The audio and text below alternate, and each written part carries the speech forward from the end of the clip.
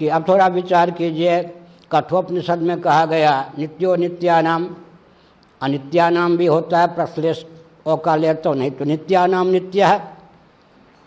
बृहदारण्यक उपनिषद में और भागवत में कहा गया सत्यस्य सत्यम, सत्यस्य सत्यम। नंबर 2 का सत्य कौन हुआ और 1 नंबर का सत्य कौन हुआ? नंबर 2 का रुपया और नंबर 1 का रुपया, तो समझते हैं। सत्यस्य सत्यम जब कहा गया तो जिसके आगे संबंध विभक्ति का प्रयोग किया गया है वो सत्य कौन है? जगत है या नहीं? उससे उत्कृष्ट सत्य परमात्मा है या नहीं? सत्यस्य सत्यम बृहदारण्यक उपनिषद भी कहती है, भागवत भी कहता है। नित्यो नित्यानाम, नित्यानाम बहुवचन है, नित्यों का जो नित्य है, दोनों नित्य में अंतर हुआ या नहीं? जगत को सत्य मानेंगे, सुनो आप, डालडा को जब घृत मान लेंगे तो सचमुच का जो घृत होगा उसके लिए कुछ लगाना पड़ेगा ना, शुद्ध घी, शुद्ध घी लगाना पड़ेगा या नहीं? शुद्ध घृत, डालडा को जब घृत कहने की परंपरा चल पड़ी तो उस घृत से विशुद्ध अतीत सचमुच में घृत को क्या कहना पड़ा? शुद्ध घी। तो सत्यस्य सत्यम जब कहते हैं, जगत सत्य है और ब्रह्म सत्य का सत्य है।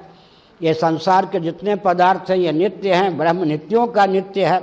अच्छा, दाहक लोहा जो होता है, अग्नि, दाहक प्रकाशक अग्नि के संपर्क में आकर के वो भी दाहक प्रकाशक बन जाता है। जब लोहा ही व्यक्ति को जला देता है तब सचमुच में जो अग्नि है उसको लोहा के माध्यम से, लौह पिंड के माध्यम से जो आग जलाती है उससे विलक्षण सिद्ध करने के लिए क्या कहना पड़ता है?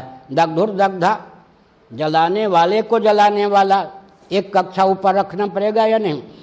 तरंग भी सत्य है और जल भी सत्य है, तो नंबर 2 का सत्य कौन है? तरंग है, उसकी अपेक्षा जल ठोस सत्य है या नहीं?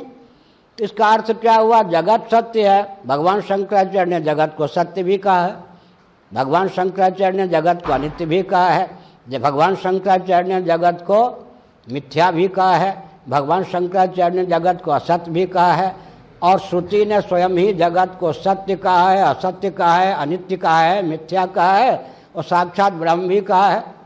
सर्वम खलुदम ब्रह्म है या नहीं? आत्मै वेदम सर्वम है या नहीं? अहमे वेदम सर्वम है या नहीं? इसका अर्थ क्या हुआ? जगत को लेकर जितनी शब्दावली का प्रयोग किया गया है सबको सामने रखिए, फिर विचार कीजिए कि जगत है क्या भला। नित्यो नित्यानाम, सत्यस्य सत्यम आदि स्थलों में जगत को नित्य और सत्य कहा गया।